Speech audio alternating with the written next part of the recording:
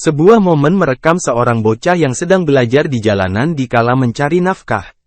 Sebuah video yang diunggah akun Instagram @foxsyahid memperlihatkan seorang bocah yang tengah serius belajar di depan sebuah ATM.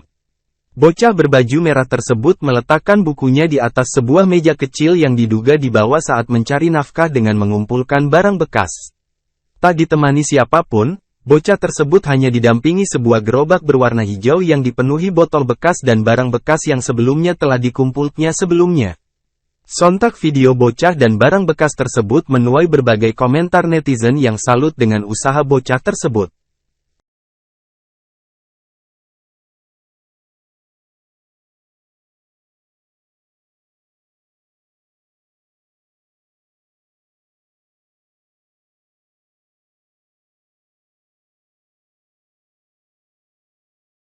Download Tribun X sekarang, menghadirkan lokal menjadi Indonesia.